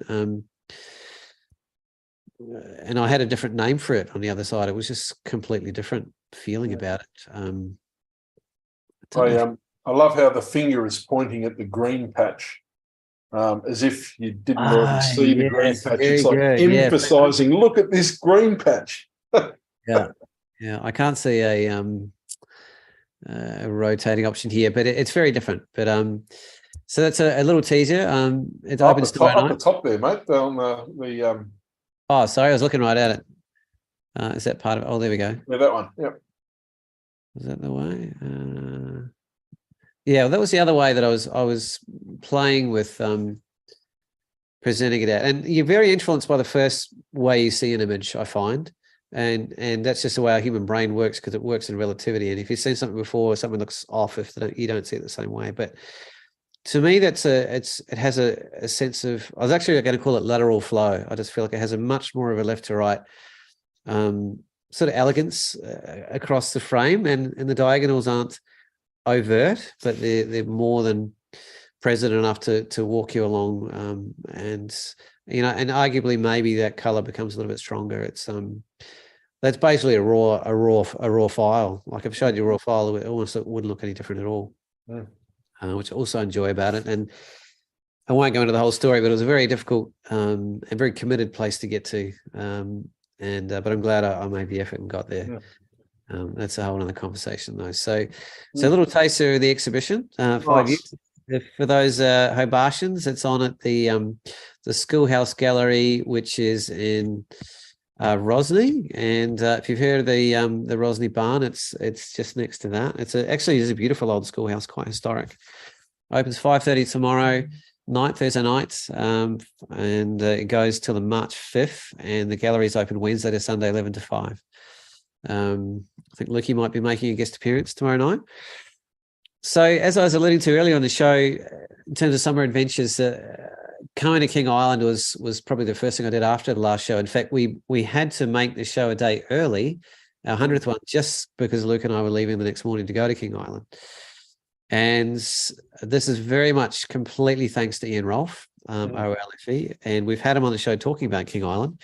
So if you want to know more about it from someone that's been going there for 30 years and has run 25 different workshops there, more than anyone alive on planet Earth, then that's the show to see. So I'll make it a bit more of a visual nuance rather than going into the depth that Ian has, because you look at that yourself. But I'm going to try and snag a relieving time over there for my work on King Island. See how, do yourself a favour. Get myself a free trip over there. I'll work and take the camera around with me as I'm working. That'd be great.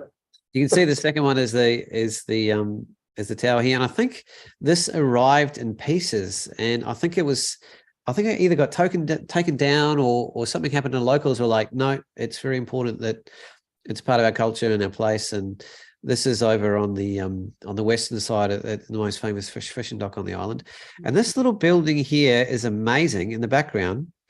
It's actually a community building that is full of incredible artwork and all sorts of things. And everyone and anyone is invited to go there whenever they want. And it's got full kitchen facilities, and it's a wild place and a great respite from the weather as well. And to go in there and spend time and absorb the artwork. And I actually literally have a piece that I fell in love with on the wall of that place that I brought back with me.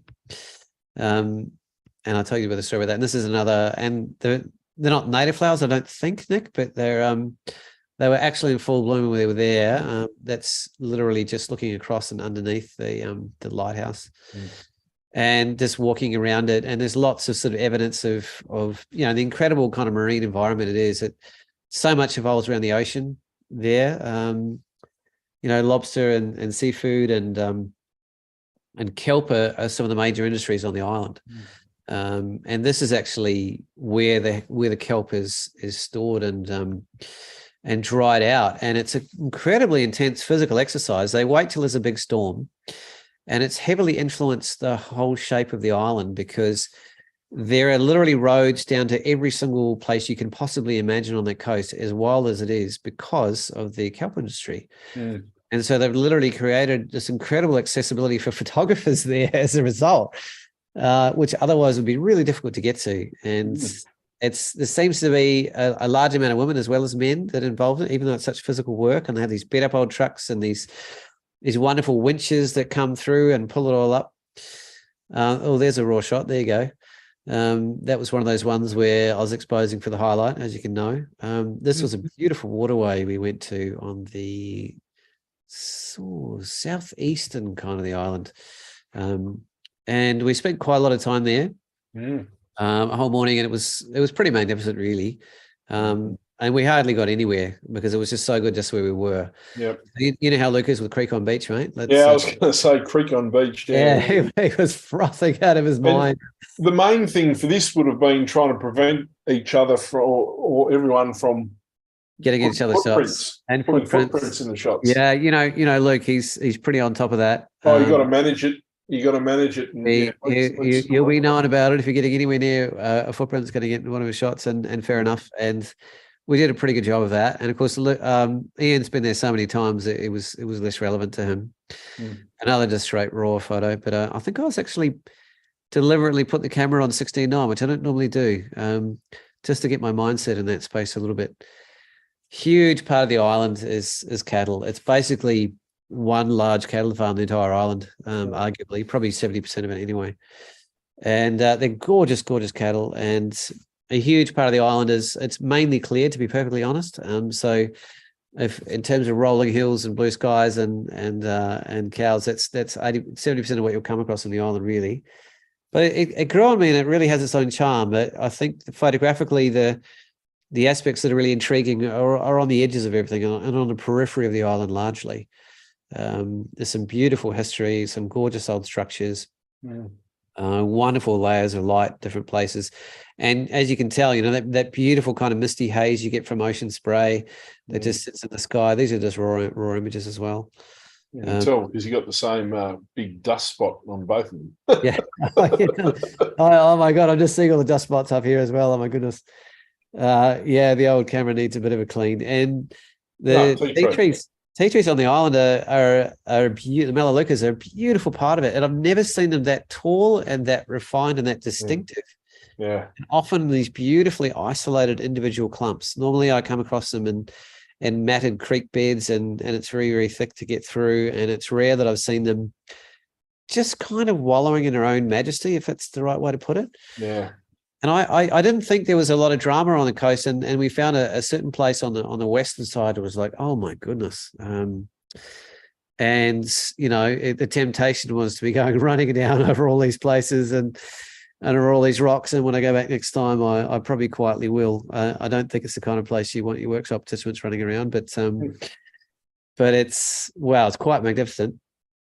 And this was just like a big open beach midday, and we're like, okay, how am I going to shoot this? What's the feeling? What's the nuance? What's the narrative? And I just saw this young fella just quietly fishing to himself. So I took on the challenge of a long exposure, and again, just a raw file, but I can see this easily being nuanced into almost like a dreamlike kind of storytelling sort of type feel to it by the time I finish it, I think.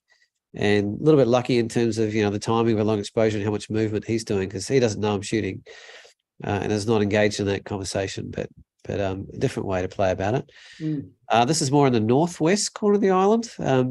Really huge variety of geomorphology, and another raw shot. No shortage. There's a huge, big, world famous golf course just up behind here, actually. That's renowned around the whole planet, that people fly in for especially. And just giving you a sense again, the geomorphology is just utterly striking, Nick. Like, I mean, I know that's something you're particularly good at capturing in sort of intimate details at a point of view. So you won't be running out of subject matter in a hurry. No. Is that Cape Wickham Lighthouse there? Is it? Yeah, that's Cape Wickham Lighthouse, which is absolutely massive, actually. It's the tallest in the Southern Hemisphere, isn't it? Yeah, it is, and it's and you know, just to give a sense of scale, it's it's only got a tiny presence. So I think I was shooting with 45. Holy crap! What a good sunset that was. Well, funny enough, we're in the middle of having dinner at this one, and we had this very, very special 3-course dinner that was what do you call it? Farm to table, like all nuanced, all created on King Island. Incredible chef, and the people we're staying with and run the trip through are just they're incredible people. And I saw this and I just said, dessert's coming, but I'm out of here. So I went running down to get what I could, and you could see the ocean line just there, and it was, oh my god, it was going off like a frog in a sock, Nick, and ended up going off for like about half an hour. So it was awesome. And this is more on the eastern side of the island, which was a little bit more of an unknown and less visited side. And Ian, knowing all the nooks and crannies, just took us through a lot of really wonderful places. This is me trying to take a long exposure shot in about a 25 knot breeze, semi-successfully. I was pushing down the tripod with both hands, just going, stay. Yeah. Sometimes you just got to work with the movement of the vegetation and decide to make it a feature instead. Yeah, I obviously I just lent into that there. I thought, it adds a little bit to the drama of it.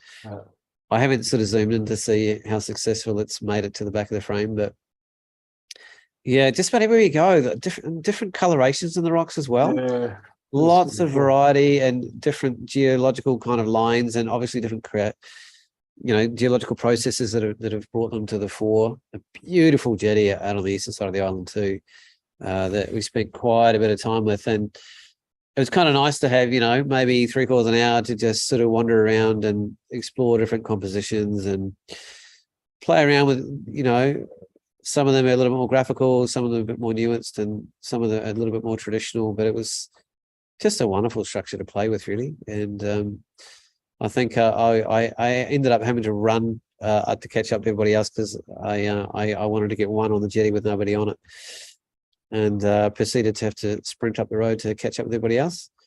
This was pretty much every morning was like this, just straight out from where we're saying.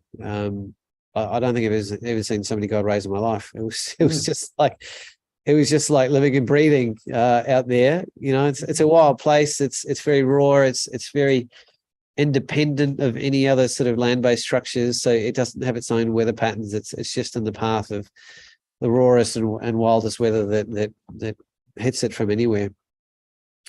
Lukey has a magnificent shot of this in color, probably nicer than this actually, but so maybe on another show he'll get to show you, and that was an inspiration for me to zoom in a bit further and have a crack actually.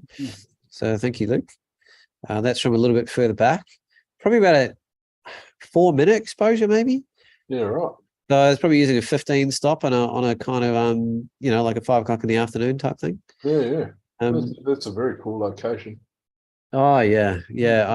I'm just Luke and I were like, can we go back tomorrow? And we were looking at the timing for flights, and we were like, if we did it, we'd almost guarantee to miss our flight. And so we with great difficulty and reticence we didn't.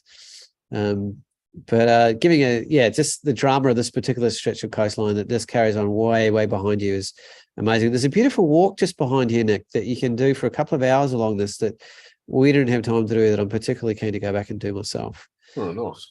And it runs sort of right on in a line. I think it drops down even to some of the I don't know, valleys is quite the word, but little coves that go down. Oh wow, that's a good spot. This is coming back in the evening to near Grassy. Grassy is where we stayed on the southeastern corner of the island, and it's where most of the shipping sort of comes through the island. And if you just head just slightly west of there and just have a bit of a poke around, there's all sorts of beautiful little creek on beach and beautiful little sort of mini peninsulas and bays and all sorts of things you can get to. And it's not super hard to walk around. You can literally come along and probably find your way over the top there through the scrub and find another little cove to yourself. And we spent an evening just nuancing through this. This is a bit of an artistic interpretation of Lukey taking a shot. Very cool. Just thought I'd just give it a jiggle. It was just literally tap the tripod and thought, how's this going to go? But I kind of like it. sort of it has just enough conversation about what's happening in the landscape and ghost-like feel of the person. But it was a really beautiful place, and this was probably a particularly challenging place to shoot with 3 people at once, all with tripod legs. But we managed to do what we could and turn around and that's take awesome. turns. But it's a good spot. yeah, Luke's influencing me in so many ways. Creek on Beach wasn't something I was overly drawn to, or Astro for that matter, or Southern Stars. And now I do all of it. And this is the master himself, Ian Rolfe, doing what he does with a much lighter camera and really loving that center column. I just realized that just then. A bit cheeky, but yeah, he's one of the most experienced photographers in Australia. Just needs a bigger tripod, mate, I think. Yeah. Well, he deliberately bought a light travel tripod for a few reasons, and he was kind of more there for us than anything else on this trip. So then we jumped literally straight onto the Tarkine workshop, which we had 5 days on, and Luke and I got another one going out in 10 days or so, I think. Yep. And then I'm doing another one in another couple of weeks after that, which is a bit more extended. It's a 10-day Western Tasmania trip with 2 days in Stanley, 3 in Arthur River, 3 in Corinna, and another one in near in Deloraine, actually. So a little bit more time to sink into all of that. And if you looked at the last email for the show, there's information about that one. We're sold out for the upcoming one with Luke, but I think we had a couple of cancellations for the 10-day one, which is, yeah, I'm biased, but it's pretty freaking awesome. And this was, I think, the first night we arrived. And we just had a dinner at the Marrowa pub and we raced out, and our accommodation is literally about 2 minutes drive from here. You can even walk to this place from here.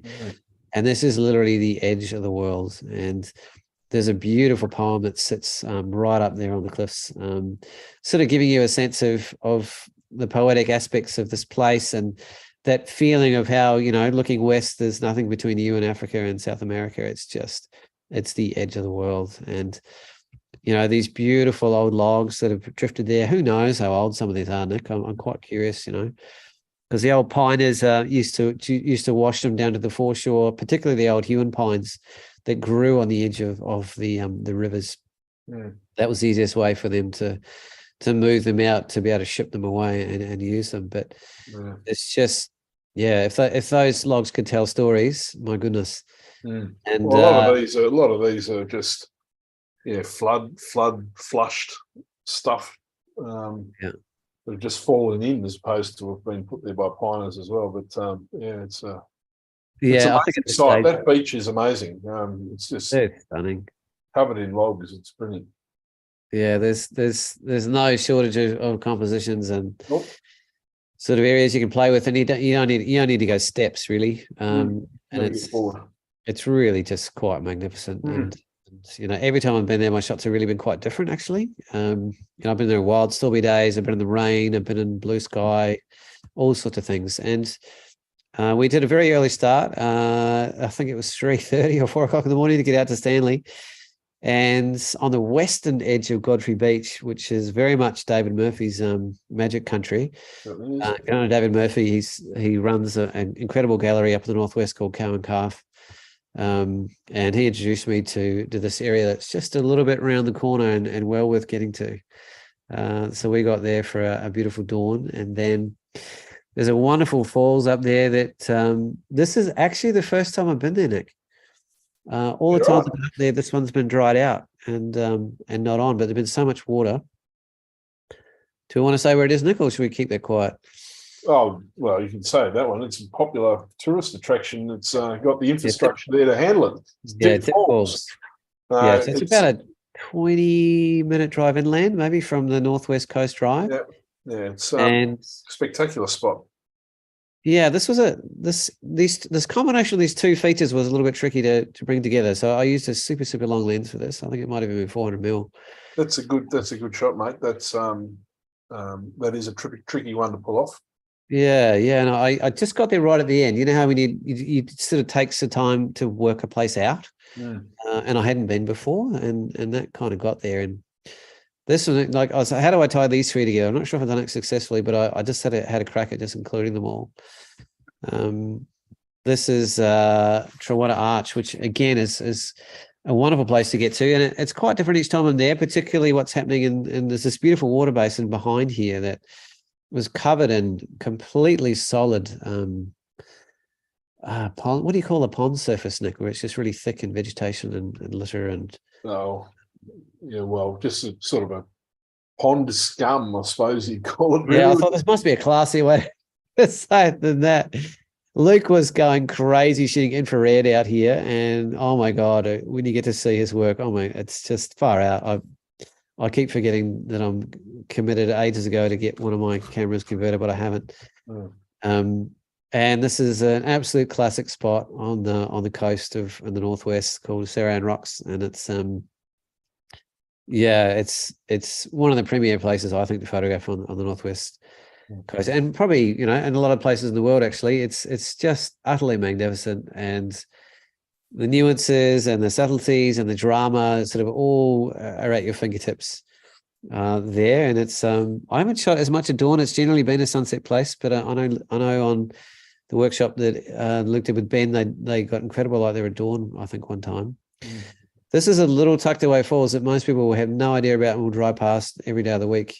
And I'll keep that quiet. I'll take you to it if you come to my workshop. How about that? And it's not a big area at all, actually. But just this one particular area is just absolutely exquisite. And, you can just slow down and spend all sorts of time just leaning into different aspects of it. And it's dry. Yeah, it's super dry. Every time I've been there, it's been just pumping full of water. But this is this was a light flow, but nothing. It was kind of a nice. No, it's not nothing. No, but it's a lot less than what I'm used to seeing there. Yeah. I mean, I've seen it all sorts of ways over sort of 25 years or so, but it's this was actually one of my favorite levels to photograph because I wasn't dealing with any spray or too much. It was an equal conversation with the water and the context around it, rather than being overbearing, which obviously is partly dictated by how you compose it. But it was it just had a really nice feel to it, that balance of noise and drama. And, that whole coastline, if you walk along this coastline, anywhere in the northwest, you just come across as many rock features as you possibly poke a stick at in the known universe. And Nick knows them as well as anybody. And you can just start playing around and mucking around with perspective and things that just feel warped. And I actually pulled out a 2 and even 400 mil and started shooting them as well, Nick, just for something different by hand, just isolating features. And I actually think I shot this at about 300 mil. Just I thought just for something different, because I've often leaned into those sort of scenes with a wide angle perspective, but I thought it'd be interesting to mix it up a little bit. Which you have the freedom to do when you go back to places repeatedly, This was a bit of a dance in rainstorms, and this is Greenpoint, which is basically you can drive down to and even camp for free, basically right next to this. And at the right tide, it's beautiful. West Point or Lighthouse Beach, where I actually surf quite a lot, and it's a wonderful photographic location as well. Actually, this is another one of those. Is my camera going to blow over if I attempt this photograph sort of type places?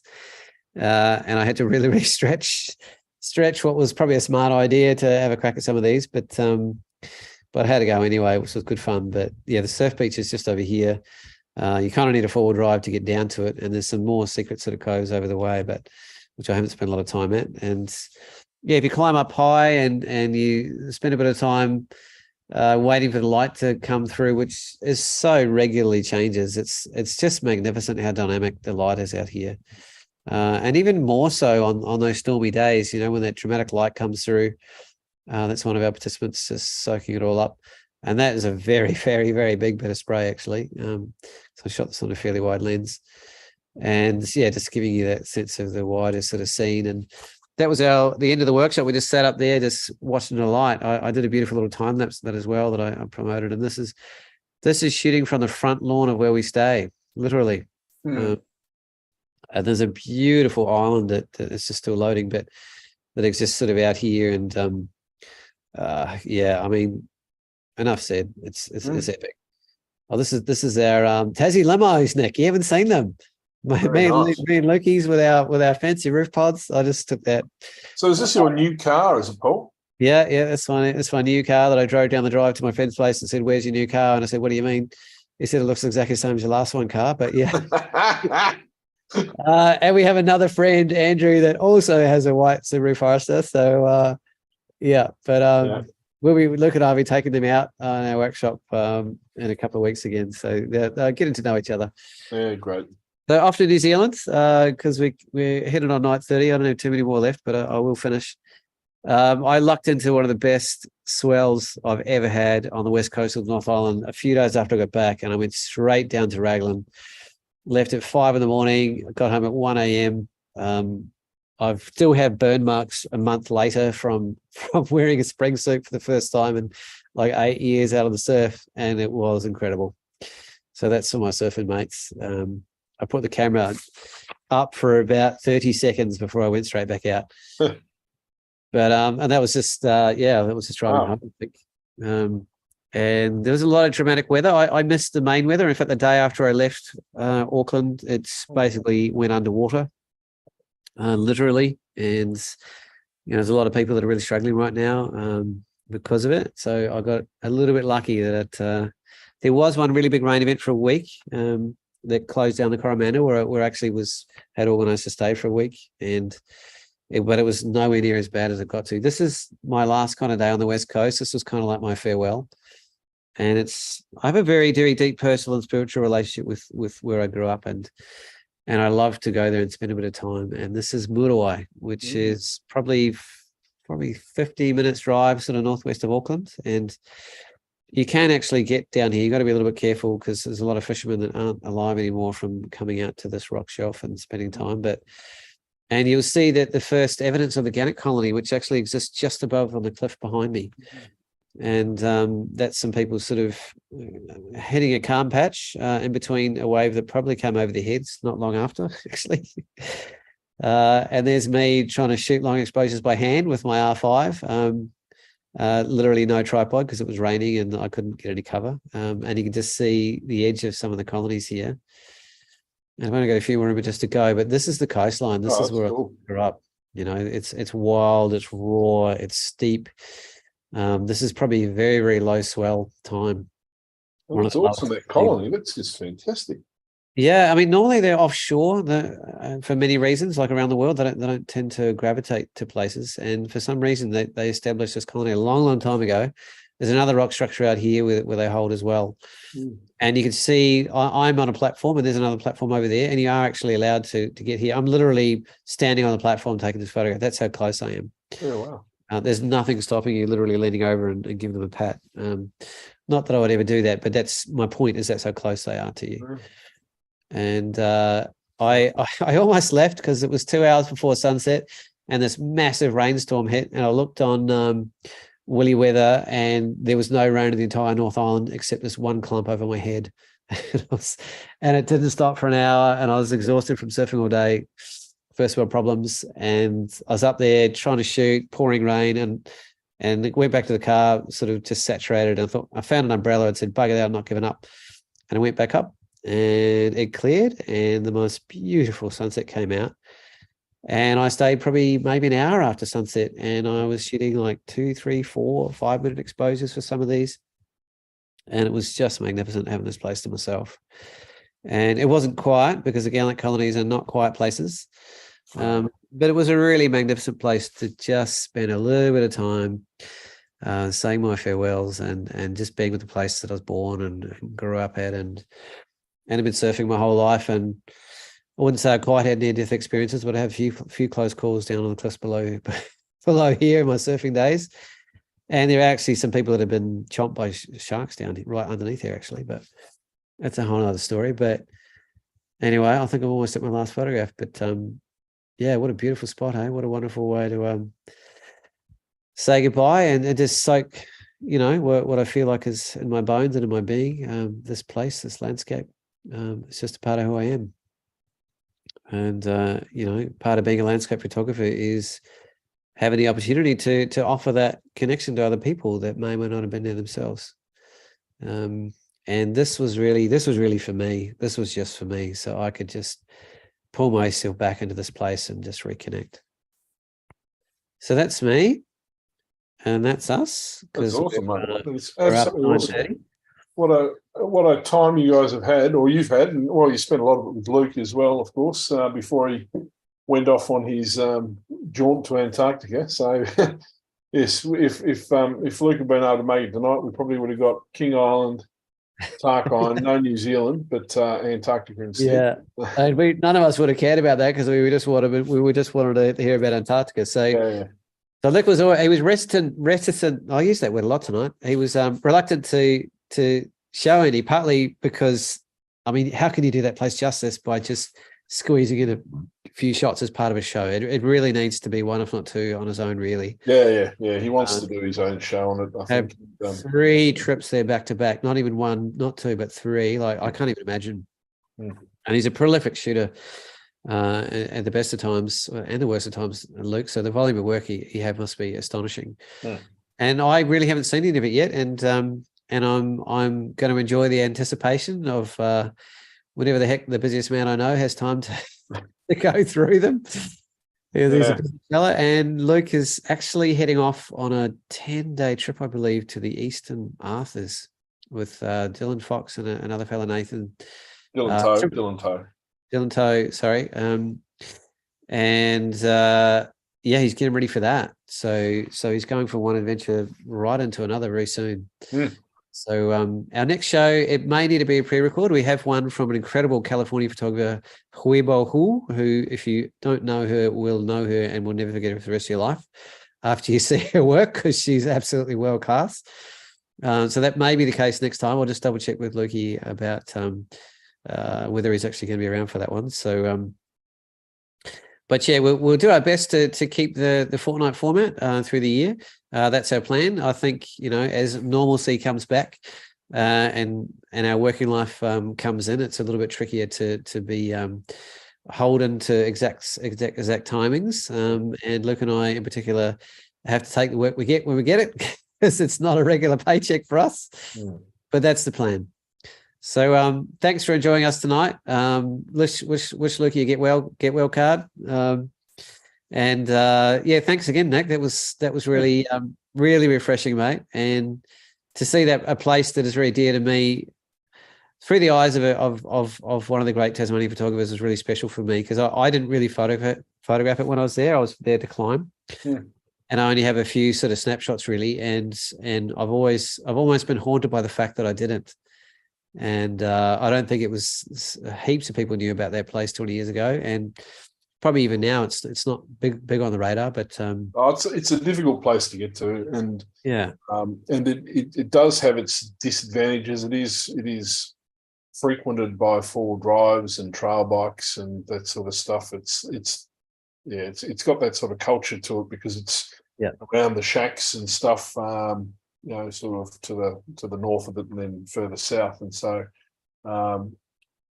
it's got some quirks to it, I think, would be the best way of putting it. But if you can get good, and the weather, of course, if you really want to pick your weather, and I was very lucky that the weather was great. But if the weather was terrible and you're camping, you would have a miserable time. Well, I remember because I literally went down there on a whitewater kayak. Don't ask me why. My friends didn't have enough sea kayaks to go around, so they took off on their sea kayaks. I had to try and get my gear and everything into a whitewater kayak, which has no rudder and basically turns on a dime the second the wind hits it.